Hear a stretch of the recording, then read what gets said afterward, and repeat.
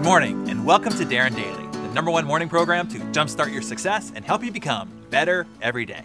We are in the midst of a special series discussing the legendary leader and Hall of Fame coach John Wooden and his building blocks to his famous pyramid of success. So let's continue on right now.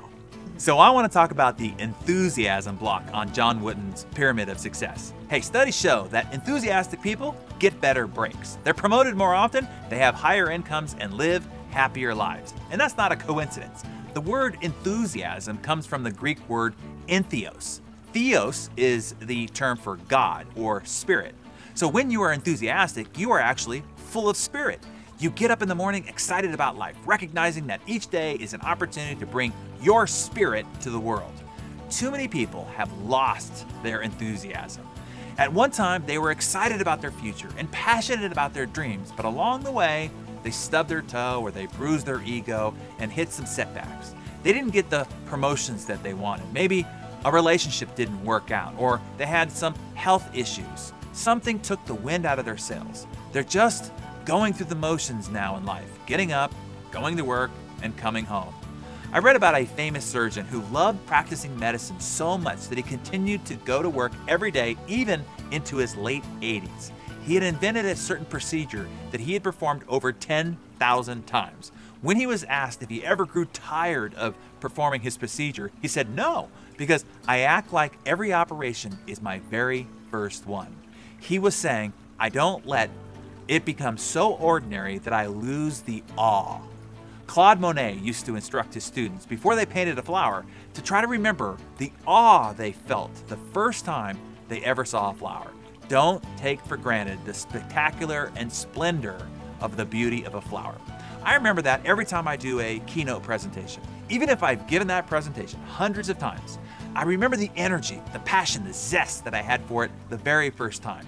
Even if I'm recording my 700th Darren Daily message, I give it like it's my first, because you know what? For the viewer, it just might be.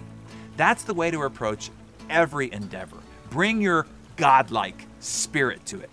Do you have to do an expense report? Do it with gusto. Do you have to hold a staff meeting? Remember what it was like when you were just a small, scrappy team with big ideas and a burning desire in your belly. Going home for dinner with the family? Remember how you felt when you first got married and how you felt when you held that little bundle of joy in your arms for the first time. Have to make a client prospecting call? Do it like you are on a mission from God, because you are. You are bringing the Spirit of God into that experience. Don't give it a half-hearted effort. Don't just do what's required to get by. Do everything with all your heart and all your might. Do it with a smile and give it your very best. When I was in middle school, there was this janitor who inspired an entire schoolyard of kids. He would stand at the entrance and greet every student with a big smile and an enthusiastic greeting. He'd say, "Today is gonna be a great day." And he said that every day. If you were headed into the bathroom, let's say, he'd wipe down the sink in front of you, turn on the water, and be ready to hand you a paper towel with a big toothy smile when you were done. If he caught you coming down the hall, he'd beat you to your locker and wipe it down for you.